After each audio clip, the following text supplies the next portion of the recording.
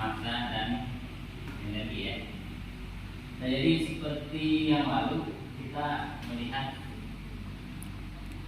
ya tentang ini menggunakan saintifik ya. Jadi kita menggunakan langkah-langkah saintifik yang dari yang pertama mengamati, yang sebenarnya yang ketiga mengumpulkan data, yang keempat mengolah, yang kelima mengkomunikasikan ya. Nah, yang pertama sebelum kita masuk ke kegiatan ini, saya ingin menjelaskan sedikit ya bahwa apa sebab disebut dengan kesetaraan massa dan energi. Kita memahami bahwa Einstein menyimpulkan adanya kesetaraan energi dan massa. Jadi dengan kata lain, energi bisa diubah menjadi massa dan sebaliknya juga ya akan bisa dirubah menjadi energi. Dengan kata lain, jadi keduanya itu bisa berubah ya, dalam satu bentuk lainnya. Nah, dengan konsekuensi itu maka kita memahami hubungan antara massa dan energi itu E sama dengan mc kuadrat gitu ya. Nah, nanti kita melihat adanya kondisi massa dalam keadaan diam dan juga massa dalam keadaan bergerak dengan segala konsekuensinya gitu ya. Nah, maka kalau dilihat dari situ kita memahaminya sebagai konsep ya, antara kesetaraan energi dan massa, atau diputar saja dulu saya massa dan energi. Nah, untuk mempersingkat waktu saya kira kita coba langsung masuk saja ya ke tahapan pertama, yaitu mengamati. Saya mengambilnya dari YouTube ya, dari channel Profesor Kadus yang terkait dengan massa dan massa, energi dan kesetaraannya. Oke, kita lihat saja ya dari videonya. Oke ya, kita coba masukin langkah pertama mengamati ya. Jadi ada kendala sedikit, kita melihat ada sebuah channel tadi disebutkan Profesor Kadus ya.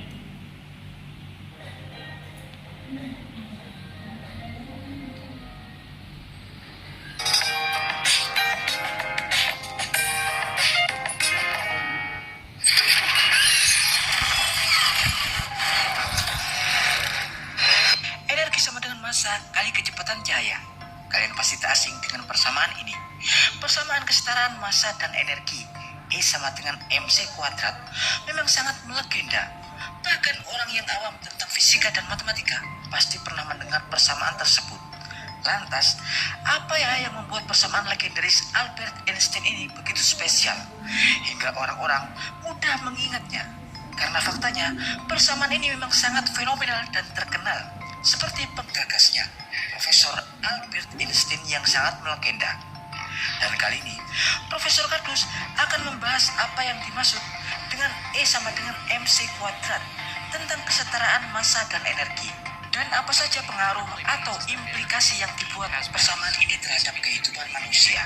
Tapi sebelum Profesor Kadus mengulasnya, jangan lupa like, subscribe, dan tekan tombol lonceng di channel Profesor Kadus. Tak berjasa, tapi jenius untuk mendapatkan informasi dan notifikasi terbaru dari sudut-sudut dan sudut-sudut alam semesta. Tahukah Anda, ketika pertama kali Albert Einstein memperkenalkan hasil pemikirannya tentang energi dan materi adalah satu hal yang sama. Kebanyakan orang saat itu akan sulit menerima fakta bahwa di dalam sebuah materi sebenarnya tersimpan energi. Semakin besar massa materi, maka semakin besar pula energi yang tersimpan. Tapi akhirnya, semua itu dapat dijelaskan oleh Albert Einstein melalui penjelasan-penjelasan sederhana. Seperti ketika Anda mencoba memecahkan kotak kayu dengan dua benda, yakni bola bowling dan bulu yang dijatuhkan dari ketinggian. Pastinya, Anda akan mendapati kotak kayu yang ada di bawah akan lebih terpengaruh oleh massa dan energi kinetik yang dibawa oleh bola bowling daripada bulu yang massanya lebih rendah dan ringan. Pastinya, kotak kayu tersebut akan dihancurkan oleh bola bowling yang bermassa lebih besar. Ya, bola bowling yang bermassa lebih besar faktanya menyimpan energi yang lebih besar pula. Asal Anda tahu, ada tiga bentuk dasar energi, yakni energi potensial, energi kinetik, dan energi istirahat. Energi potensial adalah energi yang tersimpan pada suatu sistem. Energi ini dapat dibangkitkan dengan melakukan aktivitas. Energi kinetik adalah energi yang dihasilkan oleh benda yang bergerak. Dan energi istirahat adalah energi yang dihasilkan ketika massa diakselerasikan mendekati kecepatan cahaya. Konsep energi istirahat diteorikan dalam relativitas khusus Albert Einstein melalui persamaan legendarisnya, yakni E sama dengan mc kuadrat.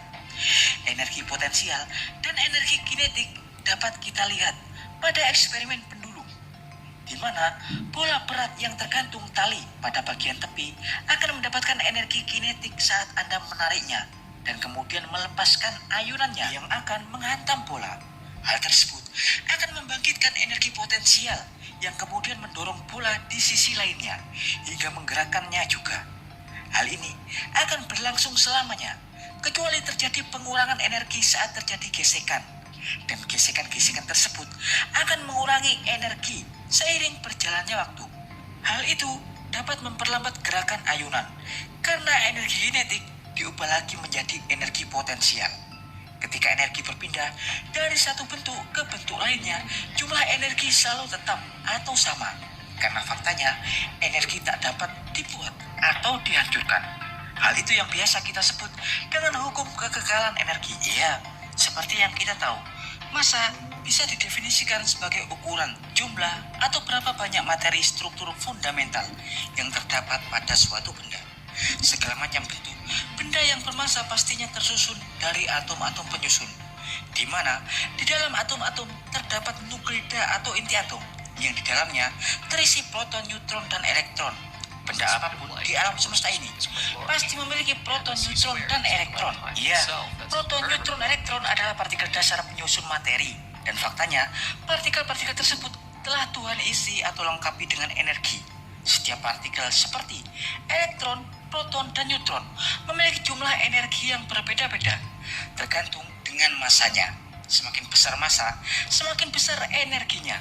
Seperti yang kita tahu, partikel dasar seperti proton dan neutron tersusun dari ikatan partikel yang lebih fundamental, yakni 3 quark di dalamnya, di mana 3 quark tersebut terikat sebuah gaya yang disebut dengan gluon. Gluon memiliki massa diam 0. Diketahui massa satu buah proton sekitar 100 kali lebih besar daripada 3 buah quark di dalamnya. Jika kita ambil quark dari dalam proton, lalu kita timbang lagi, pasti beban proton jauh lebih besar. Di sini kita bisa lihat bahwa selain 3 buah quark, ada massa dan energi lain yang menyusun berat proton. Penyusun tersebut dikenal dengan medan gluon yang menghasilkan vakum gluon. Keadaan vakum dalam medan gluon inilah penyusun utama massa proton. Sekitar 99% massa proton adalah medan gluon yang kaya dengan energi, dan hanya 1%-nya massa dari 3 quark tersebut. Salah satu contoh yang paling umum perubahan massa dan energi adalah sifat radioaktivitas. Contoh, peluruhan radium atau uranium radioaktif. Sebuah atom uranium akan meluruh atau kehilangan partikel-partikelnya. Kehilangan partikel berarti kehilangan massa energi. Pada peluruhan uranium yang memancarkan radiasi alfa atau partikel alfa, yakni inti helium, 2 proton dan 2 neutron. Saat inti atom atau nuklida uranium seperti uranium-238 meluruh atau melepaskan radiasi dalam bentuk partikel alfa ke udara, massa inti atom akan perlahan berkurang karena partikel-partikelnya akan terlepas dalam peluruhan. Hal ini akan merubah struktur inti atom awal uranium-238. Seiring proses pelepasan radiasi atau peluruhan, uranium dapat berubah menjadi unsur lain seperti thorium, plutonium, dan lain-lain. Karena massa dan energi pada inti atomnya akan terlepas dalam bentuk radiasi. Ya, proses radioaktivitas lain seperti reaksi fisi berantai nuklir juga implikasi dari kesetaraan energi dan massa. Ya, dan demikian adalah informasi singkat dari Profesor Kardus tentang persamaan energi dan massa. Profesor Kardus bersama Albert Einstein mengabarkan.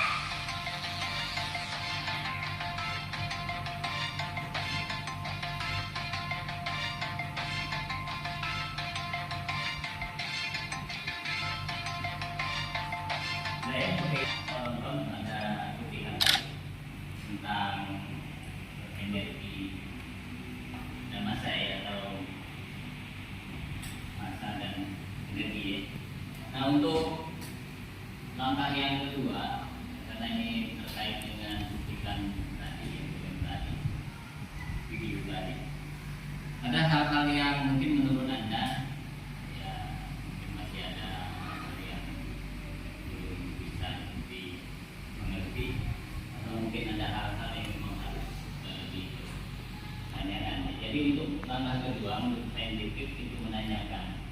Nah, untuk yang menanyakan ini saya kira langkah yang paling bermanfaat ya, ketika kita menonton suatu apa saja, misalnya itu atau apa, jika udah akhirnya kita akan bertanya ada hal-hal tertentu yang belum kita pahami misalnya ya. Nah, untuk langkah kedua kami minta salah satu dari Anda untuk apa kira-kira yang harus tanyakan ya. Untuk langkah kedua ini mungkin langsung saja ya. Ya, oke.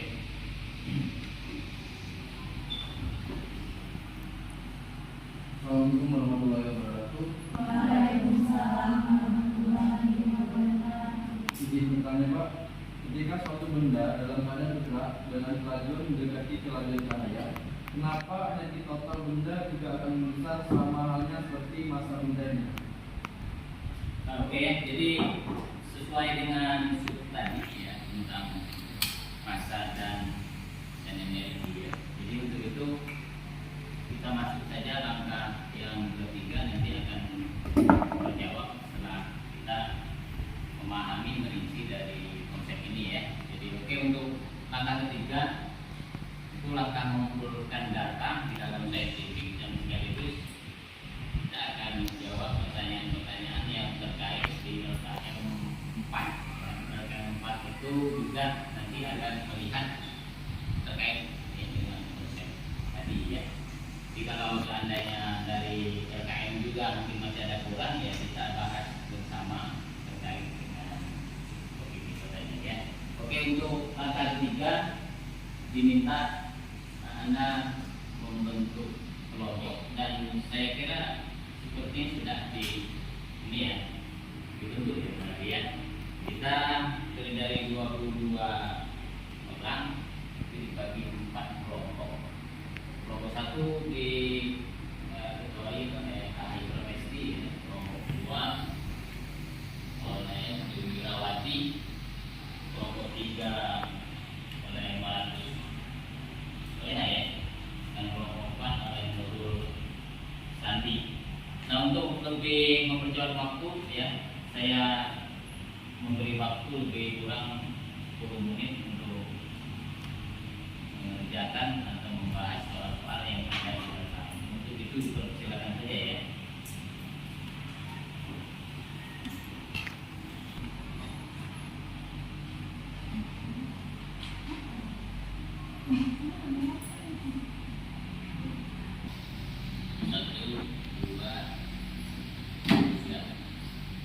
Oke, jadi kita sudah melewati waktu lebih kurang 10 menit.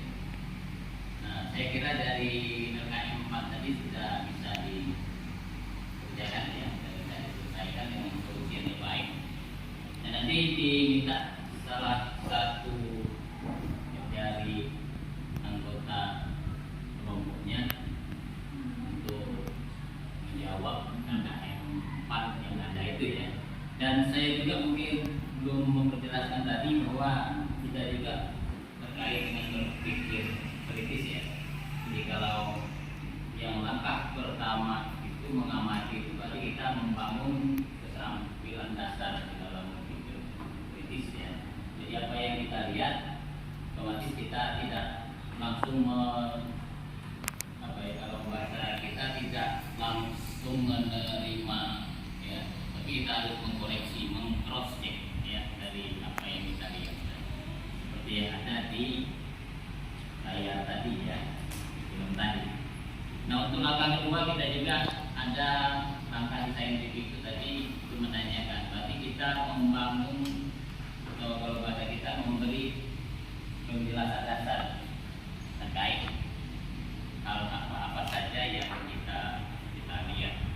Nah, di situ kita harus membangun dalam hal ini itu kita akan bertanya, menjawab dan lain-lain terkait dengan hal yang kita lihat tadi. Jadi langkah keduanya tadi sudah di dalam berpikir kritis itu namanya memberi penjelasan dasar. Langkah ketiganya kita mengumpulkan informasi seperti yang Anda sudah tadi, itu mengerjakan RKM 4 yang terkait dengan massa dan massa, energi dan kesejahteraan ya. Nah, dari langkah dari yang ada ini tadi yang mengumpulkan informasi, mengumpulkan data, dan di situ tidak hanya terkait dengan RKM yang ada, kita juga harus mencari, mengumpulkan informasi dari berbagai macam ya, baik dari film, dari video, dari kalau sekarang ada YouTube ya, ada segala macam dari sumber lain yang dapat menambah pemahaman kita terkait dengan sumber tadi. Nah, untuk yang keempat itu kalau di dalam saintifik itu mengolah data ya, atau mengasosiasi atau menganalisis ya, menganalisis informasi yang ada tadi dari langkah ketiga. Kita sudah menjawab RKM yang ada, dan pada akhirnya juga diminta untuk menjawab itu ya. Langkah keempat itu menganalisis atau mengolah apa yang kita lihat tadi, apa yang kita selesaikan dari tugas tadi ya, dari RKM. Di RKM itu ada dua soal pertama dan soal kedua.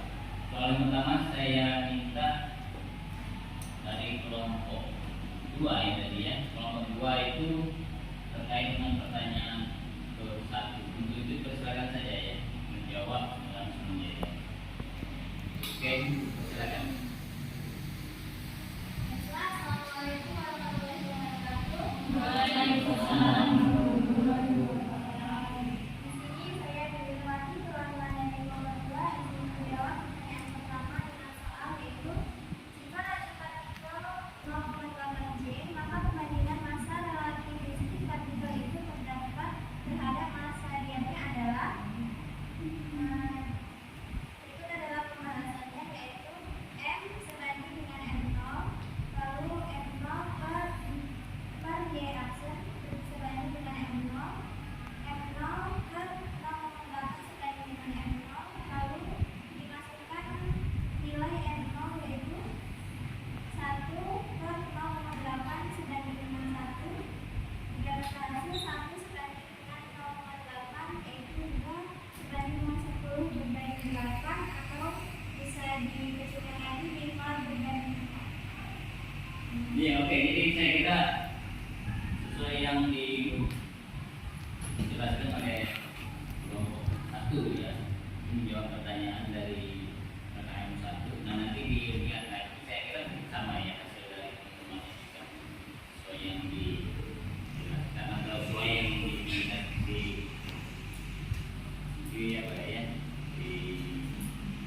dijawab oleh kelompok 1 ya. Nah, untuk itu kita masuk saja soal yang kedua. Soal yang kedua ini saya minta dari kelompok mana ya begitu ya? Yang untuk kelompok yang keempat tadi ya, ketiga ya, kelompok ketiga ya. Oke, dipersilakan untuk menjawab pertanyaan dari soal nomor 2. Baik, perkenalkan nama saya Aisyah Setiawati, perwakilan dari kelompok 3, ingin menjawab pertanyaan 2. Sebuah partikel bergerak sehingga massa benda tersebut menjadi 5/3 massa diam. Energi kinetik partikel tersebut adalah, jawabannya EK sama dengan M dikali C kuadrat min NO dikali C kuadrat. EK sama dengan 5/3 NO dikali C kuadrat min NO kali C kuadrat. EK sama dengan 2/3 NO dikali C kuadrat. Jawabannya B. Terima kasih. Oke, jadi untuk soal yang kedua juga saya kira tidak terlalu permasalahan ya nanti ya. Semuanya dengan lancar bisa menjawab pertanyaan yang ada. Nah, dari langkah keempat ini mengasosiasi atau kita menganalisis atau mengolah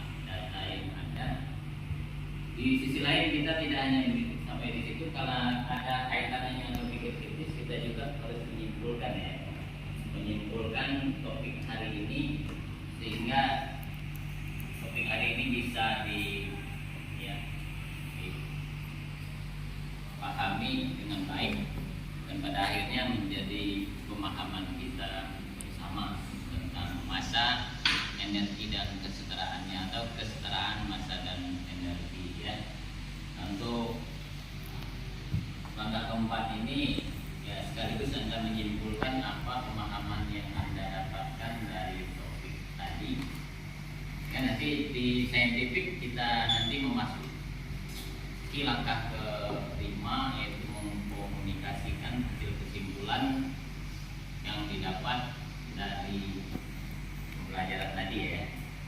Jadi saya kira langsung saja ya masuk langkah kelima, yaitu mengkomunikasikan. Mengkomunikasikan ini saya minta dari kelompok depan ya, kelompok 1 ya. Kelompok 1 ini yang dikomandoi oleh Nurul Istanti.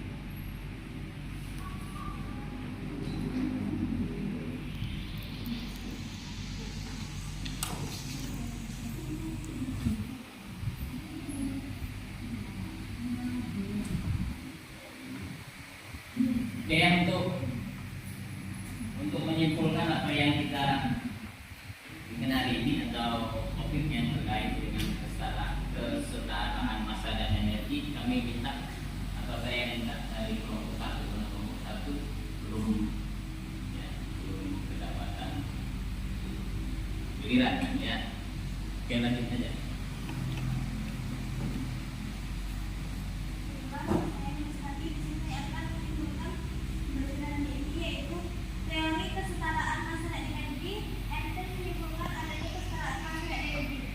Jadi massa bisa diubah menjadi energi dan sebaliknya energi bisa diubah menjadi massa. Hubungan antara massa dan energi bisa dengan cara persamaan E sama dengan mc kuadrat. Berhubung massa itu relatif, jadi energi juga relatif.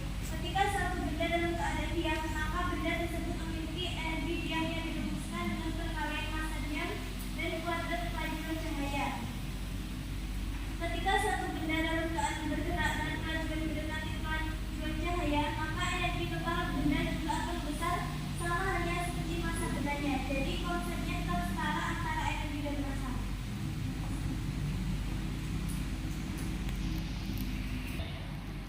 Oke ya, kita sudah melalui 5 langkah tadi. Jadi saintifik sudah selesai. Jadi kalau berpikir prinsipnya itu masuk dalam membangun strategi dan taktik ya. Jadi kita berinteraksi dengan orang lain dalam hal informasi dan lain-lain, hingga pada akhirnya berpikir kritis akan melihat dari langkah per langkah saintifik yang sudah kita lalui ya. Nah, dari sisi itu saya kira saya hanya menambahkan bahwa di kesetaraan massa dan energi kita melihat topik besarnya itu membuat itu ya. Satu terkait dengan massa, yang kedua terkait dengan energi, dan dua-duanya itu saling ya, atau dengan kata lain itu bisa dirubah dalam satu bentuk ke bentuk lainnya. Bahwa yang sangat penting dari film dari YouTube tadi, dari yang kita tonton tadi, bahwa energi itu sesungguhnya dihasilkan dari massa ya, dari massa yang kalau di intinya namanya itu ada reaksi nuklir ya. Jadi ada massa yang terkait yang diubah menjadi energi nuklir, namanya itu ada di reaksi nuklir. Juga ada namanya reaksi fusi ya, reaksi fusi dan reaksi fisi ya, yang pada akhirnya akan menimbulkan energi nuklir. Jadi ada pemecahan dari unsur-unsur itu menjadi unsur-unsur anak, sehingga sekaligus memancarkan energi radiasi ya. Jadi itu saya kira nanti lebih didetailkan lagi di pembahasan lanjutan, dan untuk selanjutnya juga kita akan masuk ke topik tentang kuantum teorinya ya. Jadi saya kira hari ini sudah sangat menarik juga ya dari waktunya dan segala macamnya, sehingga pada akhirnya hari ini kita anggap ya topik hari ini sudah selesai dibahas, dan saya banyak mengucapkan terima kasih atas ya kehadiran Anda dan partisipasi Anda di dalam perkuliahan ini. Oke, saya kira itu dan